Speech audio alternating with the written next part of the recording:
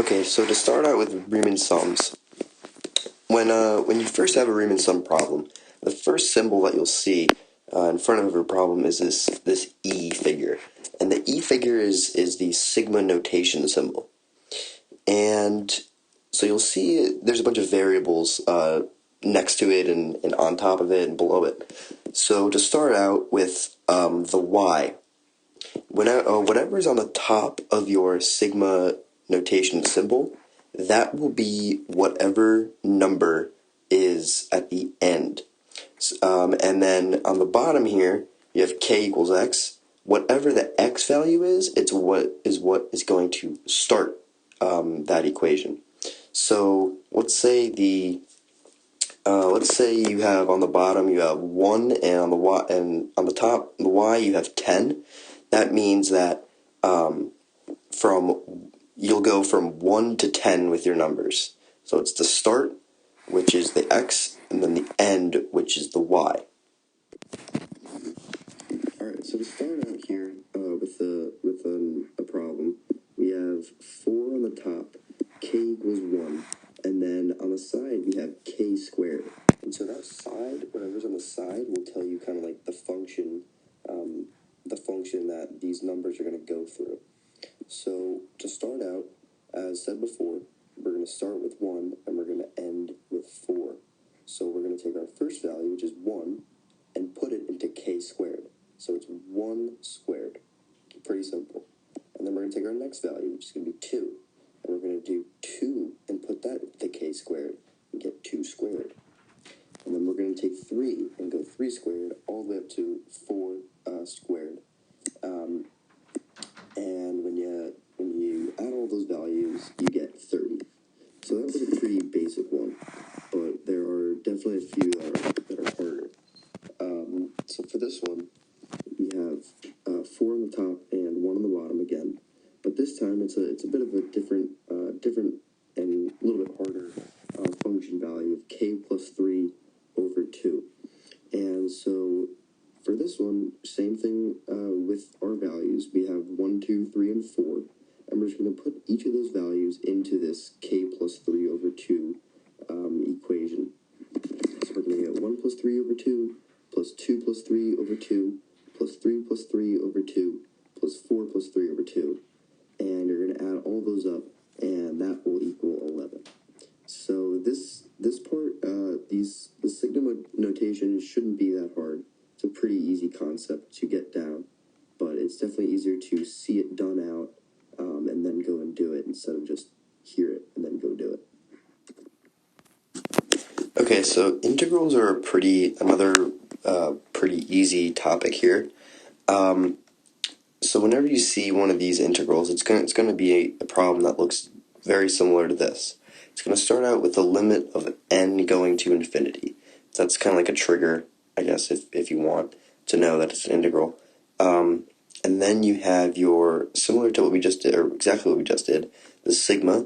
Then you got your n on the top, and the k equals 1 or whatever, or it's always k equals 1 on the bottom.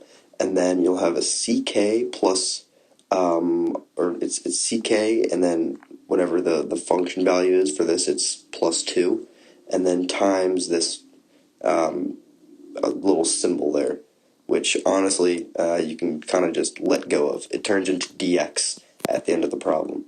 But for this one, so what we're first going to do is basically just turn the ck into an x, because that's what happens. The ck goes to an x, and the other thing that you do is you have, instead of this sigma sign, you have a new symbol, which is your integral sign, which is kind of just like a skinny s. And then on top of the integral sign, you're going to put your upper limit of integration and your lower limit of integration.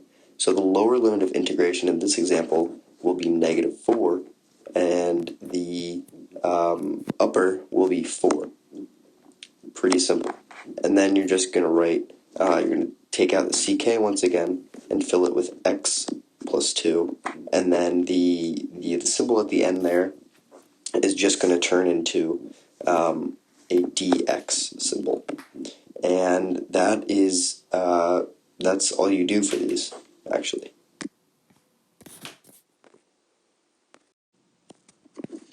Alright, so something that you need to know for using the trapezoidal rule are LRAM, MRAM, and RRAM. So LRAM is simply going to stand for left, M is going to be the middle, and R is going to be the right. And so what these are is when you're approximating the area underneath the curves of rectangles, you can approximate them in three different ways.